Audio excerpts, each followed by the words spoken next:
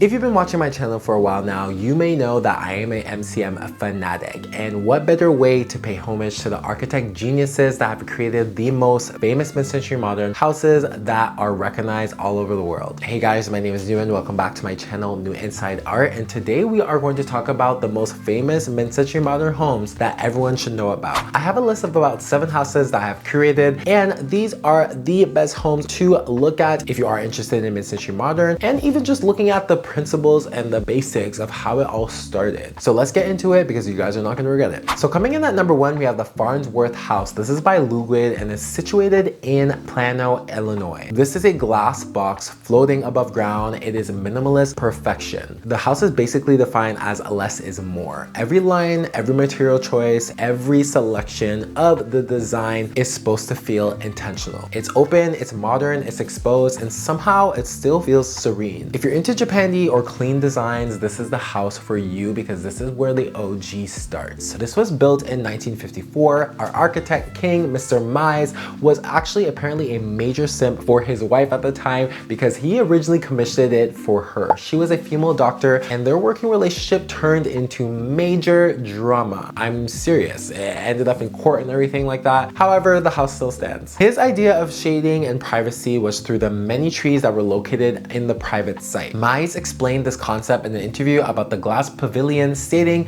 "Nature too shall live its own life. We must beware not to disrupt it with the color of our houses and interior fittings. Yet we should attempt to bring nature, houses, and the human beings together in a higher unity." Beautifully said. The bad news about this place is that it floods. Like a lot. The house has been apparently underwater multiple times, and this is not a surprise because it's built about 100 feet away from the Fox River. And this river rises abruptly and anticipatedly every 100 years or so. One of the first big floods came in 1954. The river rose about 6 feet above the 100-year mark and flooded the entire house.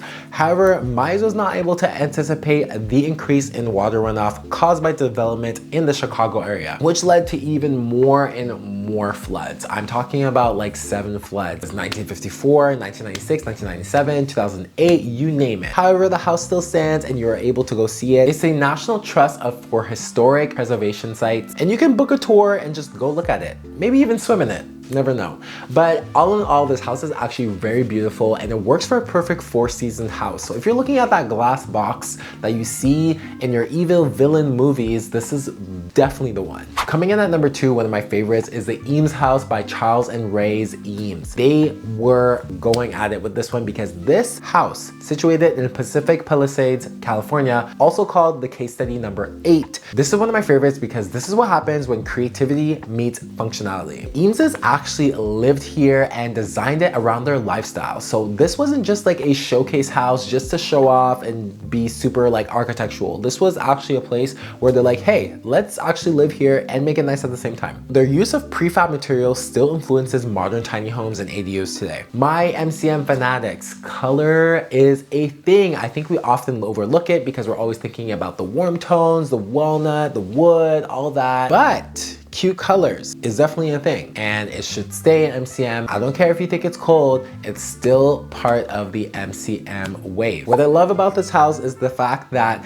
this is literally like a giant loft that has been detached from a building and it's placed on its own on a lot and is being shown like a single family home. They moved in this house on Christmas Eve 1949 and lived there for the rest of their life. So it wasn't just a concept, it was a real home. Crazy thing about it was built in about 3 days using mostly prefab industrial parts. Prove that you don't need fancy materials to make it design magic. If you don't know about the Eames House at all and why it was so cool, the program Case Study House proposed to build a house with specific intentions, one being this in particular around the experience of World War II. Challenge was to use minimal materials as much as possible and create it super fast. Good thing is that in 2004, Charles's daughter, Lucia Eames, created a non-profit organization called the Eames Foundation to preserve and protect the Eames House. It's a National Historic Landmark and you can visit it today. and anybody around the world can come see it. Coming in at number 3, we have the Schroder House by Gerrit Rietveld in 1924 that was built in Netherlands. You know, when you skim a house layout plan and look at the design and how it was created together, you're just like, damn, there was probably a lot of math involved. This is one of the houses. It's a bold geometric explosion of the distilled movement vibes. Think clean white lines, bold red, yellow, and blue accents. And the best part about it is that it's completely movable.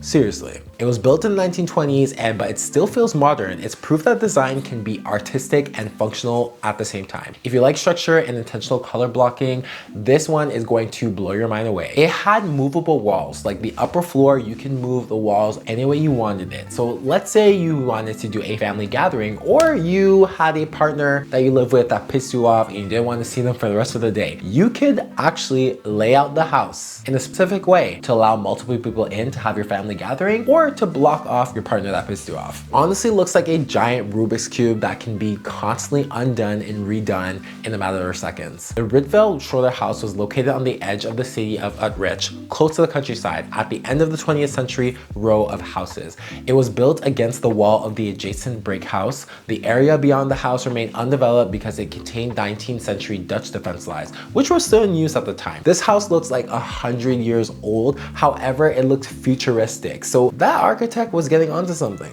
Coming in at number 4, we have the Fallingwater by Lloyd Wright. So this one is actually insane. Lloyd Wright is super well known. If you don't really know him, you've probably seen him before. However, the Fallingwater is not located in California. This is actually located in Mill Run, Pennsylvania. It was built literally on a waterfall. This house is super naturistic, architectural, melting into one another. It's earthy, layered, and dramatic in the best way. If you love stone, wood, and deep natural tones, this design masterpiece somehow still feel cozy with all the elements that are implied. So fun fact, the owners actually wanted Wright to build the house facing the waterfall, but he was like, nah, I'm gonna do it on it instead, which turned out to be extremely genius. Lloyd Wright even furnished the room himself. So imagine that. You have a mid-century modern design enthusiast that builds your house, but then he's like, hey, I wanna furnish it too. Win-win. It is defined by stucco covered concrete all over, sandstone slabs that are super visually appealing, and yes, you may see that there is an admiration for Japanese architecture, and you are not wrong, because this looks like it can be in a Japan onsen village. The engineers, the construction workers, everybody was just like, no, you cannot do this right. This is kind of crazy. But he was just like, well, watch this. And then he did it. And surprisingly, this is still available to go see today, and nothing has happened to it. Actually, I'm lying. The structure sagged a bit over time. However, it's still pretty solid. Coming in at number 5, we have the Gropius House by Walter Gropius. It was built in 1938. This was another industrial-like NCM home that was located in Lincoln, Massachusetts.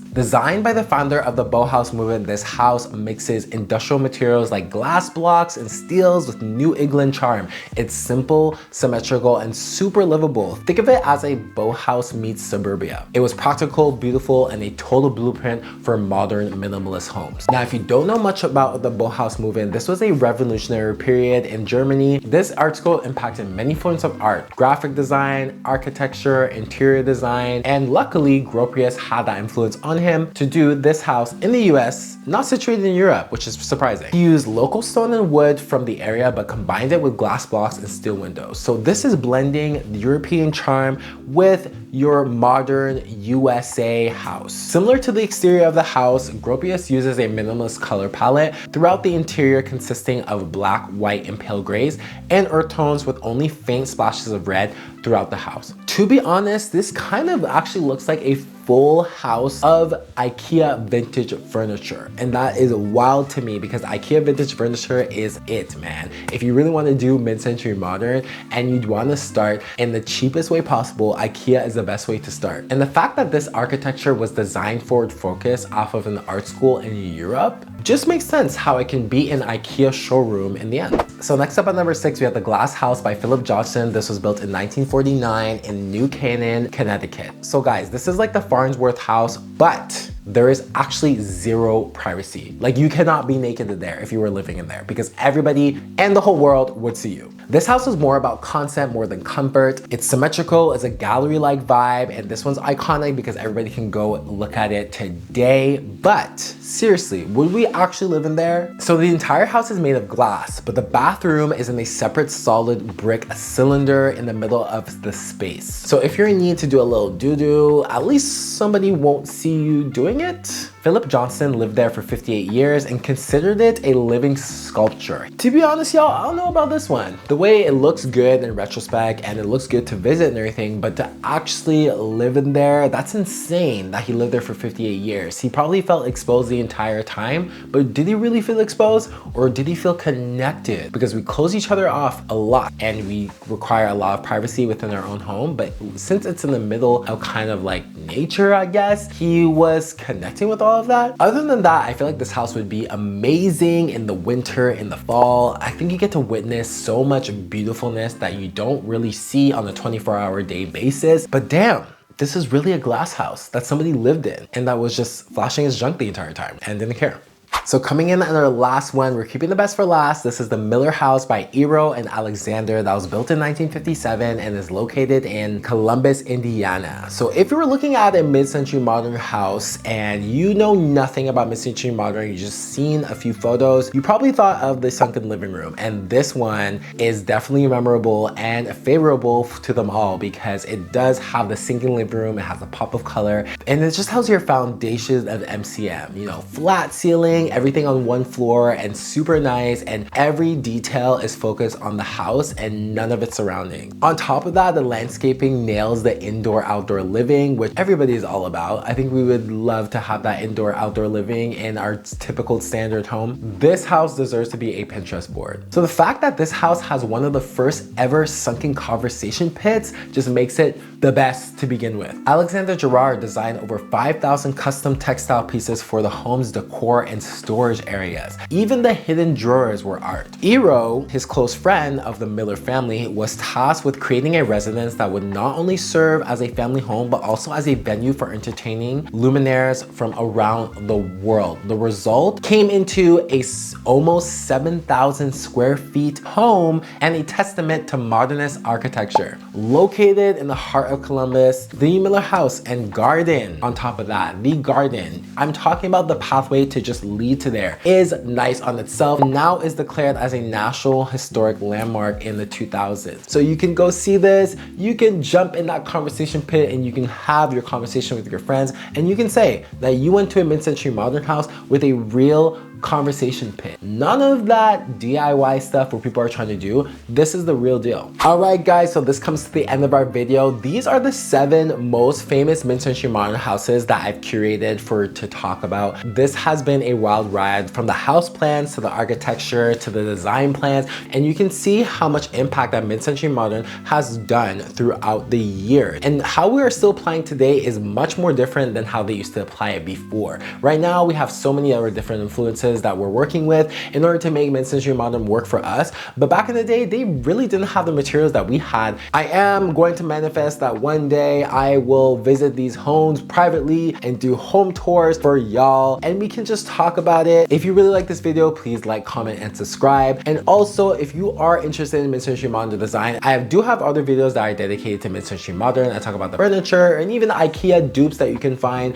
And if there's any other house that I've missed and you think is famous enough to be mentioned on this channel or for me to do a video about it, please let me know in the comments. I would like to know. And don't forget, I am in a new home. I just moved, so I'm doing a home journey complete transformation. So if you want to follow me along the journey, don't forget to subscribe and look at all the ideas I have planned to do this cookie cutter home into my dream space. So I'm gonna see you on the other side. I'm gonna see you next time. I don't know what side it is, but I'll see you there, and we'll talk soon. Bye.